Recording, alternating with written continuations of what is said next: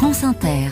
7h moins le quart, Anthony Bélanger, votre histoire du monde nous emmène sur la côte est des États-Unis, à Baltimore, où les images d'un pont détruit par un porte-container fin mars ont fait le tour du monde.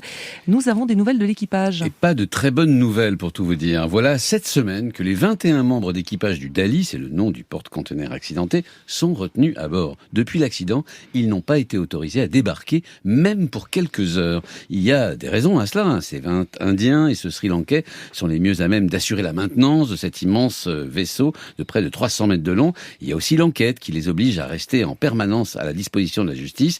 Les recherches sont en cours et ils sont les principaux témoins. Mais pourquoi ne peuvent-ils pas du tout descendre du bateau ? Eh bien, tout bêtement, parce que ces 21 membres d'équipage n'ont pas les visas nécessaires pour être débarqués. Les autorités américaines n'ont même pas daigné leur accorder de visa de transit portuaire.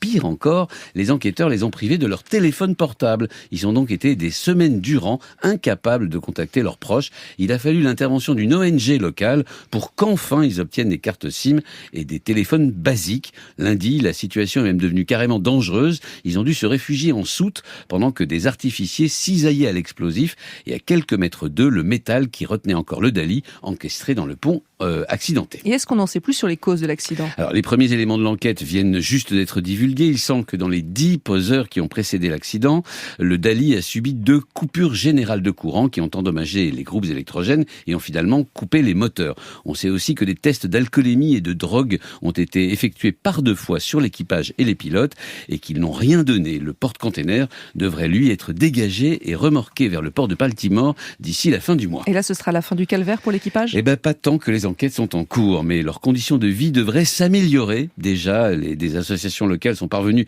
à leur faire parvenir des plats cuisinés indiens et elles pensent pouvoir obtenir une première permission de sortie. Les conditions seront alors drastiques. Ils ne pourront débarquer que par groupe de 5, escortés par la police. Mais les bénévoles états-uniens ont eu une idée pour les distraire. Ils ont contacté un club local de cricket, le sport national indien, pour organiser un match avec eux comme au pays.